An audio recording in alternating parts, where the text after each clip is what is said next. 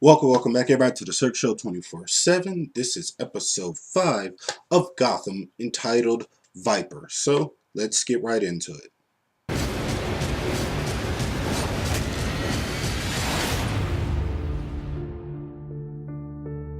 All right, guys. Gotham. This is episode 5, Viper. Now, I saw this episode like when it aired, and I was gonna do a review for it like right when it aired, but for some reason I had this like I don't know. I felt like I needed to watch it a few more times. So since it premiered on like what Monday or whatever, I've seen it like 5 times because I'm gonna give it a real good analysis for this episode. On I don't know, like out of all like the superhero shows that are out right now, like Flash, Arrow, you got Walking Dead, or not even superheroes, just like comic book movies. You got Walking Dead, you got Agents of Shield, this, that, and the third. Gotham is like my least favorite so far, and that's like bothering me and it's worrying me. It's not I don't hate the show or anything, but it's my least favorite.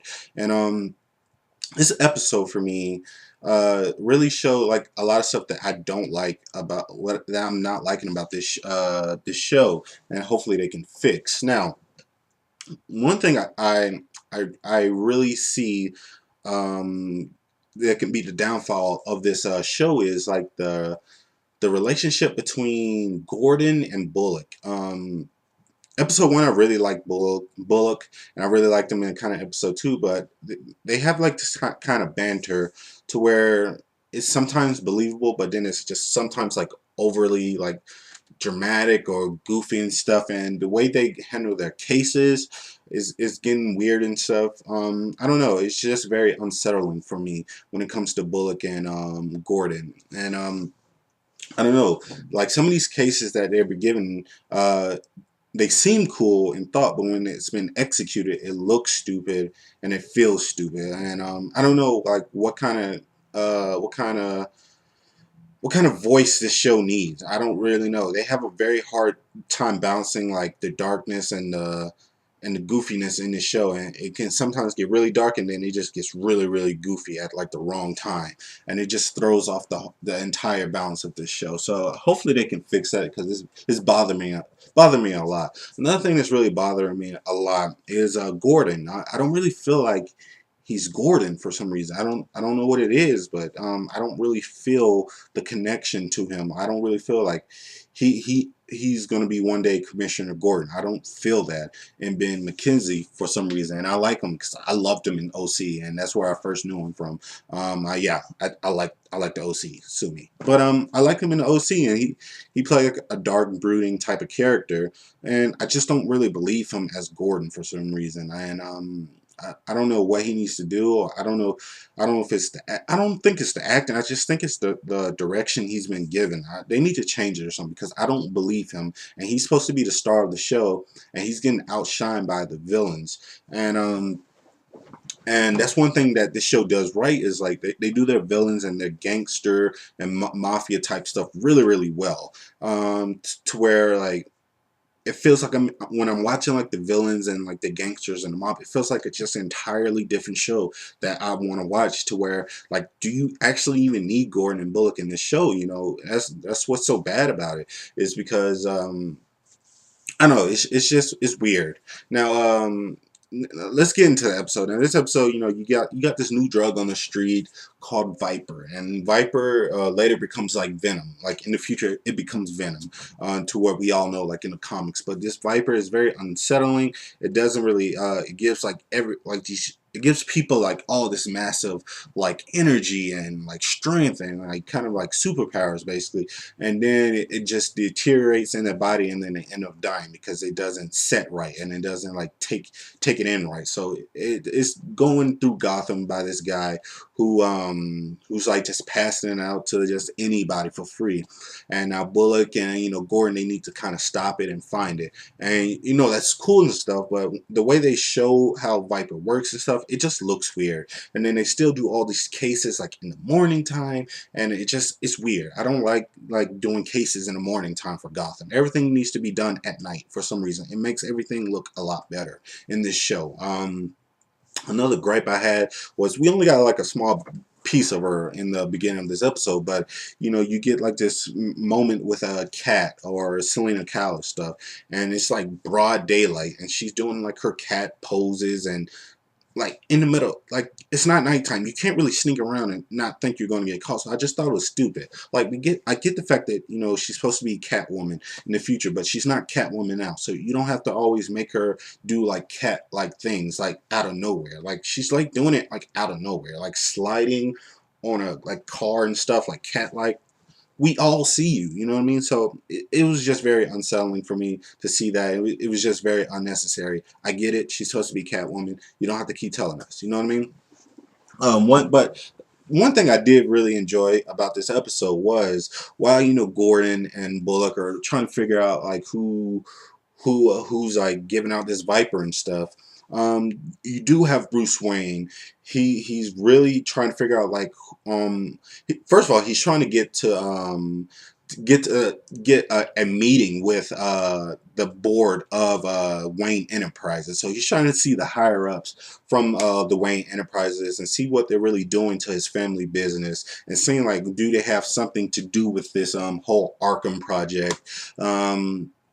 So I do like the kind of detective work that they're really showing with Bruce, and you know Alfred's kind of helping him out. So that was really really cool because I think they found a cool way to incorporate Bruce without like really like hitting you over the head that he's supposed to be Batman. So I do like how they're doing Bruce so far. So they keep in that direction, it'll be good. But I do think that he needs to start interacting with other people other than Alfred and Gordon. Like maybe he needs to like talk to Selena. Maybe he needs to interact with more people. So hopefully they get that ball rolling because I need to see more than just him talking to Alfred and Gordon 24/7. So he needs to get out the house more.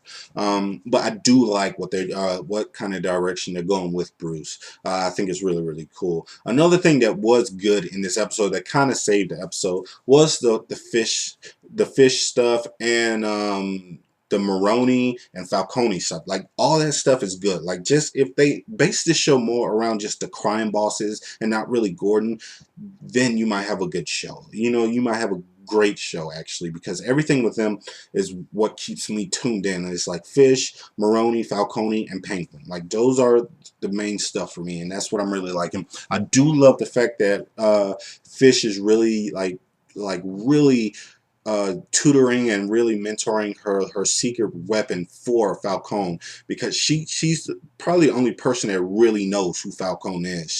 She seems like Falcone kind of took her under her wing when she was very young, so she knows so much about him, knows so much about his life and what he likes and stuff. So I do love the fact that she's training this young girl to kind of mirror Falcone's like mother and stuff, but I feel like it should have been like if they would have made the story more like her training her to be like Falcone's like ex-girlfriend or ex-wife who might have died or something instead of his mother, because what it seems like is like she's trying to get really close to Falcone so he can fall in love with her.